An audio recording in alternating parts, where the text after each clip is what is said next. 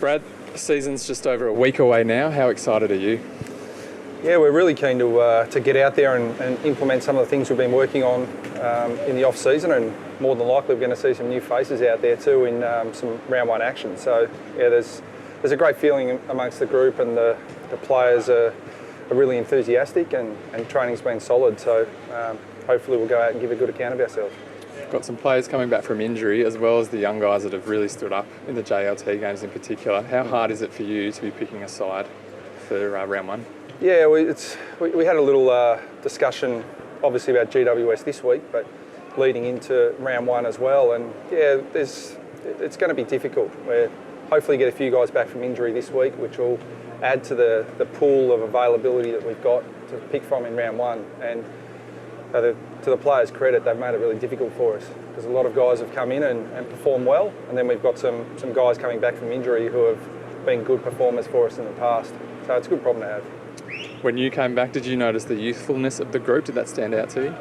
Yeah, it's really exciting to have that, and a lot of the probably the mid-range players in terms of age have talked a lot about the fact that there's a lot of enthusiasm around the group, and a lot of that comes from potential opportunity. There are guys that have been training really hard for a few years, and we see players like Braden Pruce emerge, and a lot of people have talked about Braden's form, but the reality is Braden's been working really hard under Todd Goldstein for a couple of years now. So it's stories like that give our fans genuine reason for hope and excitement.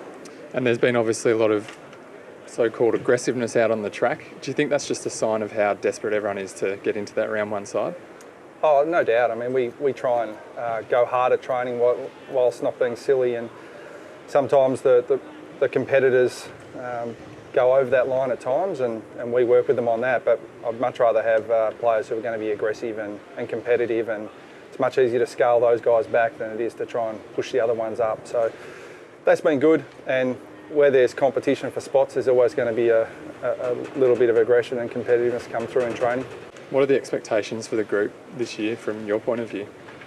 Just that we're an ultra-competitive team, and every North Melbourne supporter has a level of expectation about what they see from our players, and we always talk about the never-beaten attitude at North, and that's what we want our fans to see, that we're going to come every week and be ultra-competitive and take the Shinboner spirit back to the people, so that our fans can say, regardless of the result, the Shinboner spirit is evident in the way that we go about it.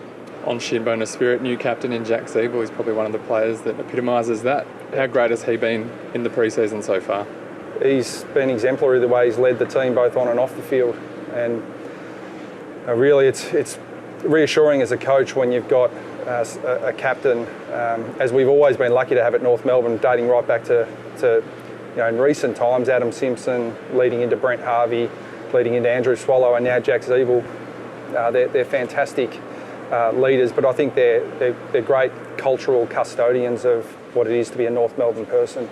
So Jack's really driven hard with the playing group what it means to be a North person, and the club's done a fantastic job of redefining what all North Melbourne people have already known, that the Shinboner spirit is something that makes us unique and sets us apart from other clubs, and I think Jack's taken that to another level. Do you think you can compare this time now to back when you first started as the way the club's shaped? But obviously there's a lot of different resources in place compared to then. Oh, the club's in incredible shape compared to back in 2010, both on the field, off the field, in every facet. So we've got a really solid platform to build on now, and the list is probably better balanced. We're able to get some young guys through and into the team, and probably have a look at some of our players from the draft 2 years ago who were out with season-ending injuries last year. So there's a good balance, a good mix of still reasonable experience out there, but definitely a fair percentage of youth out there that are really looking forward to their opportunity.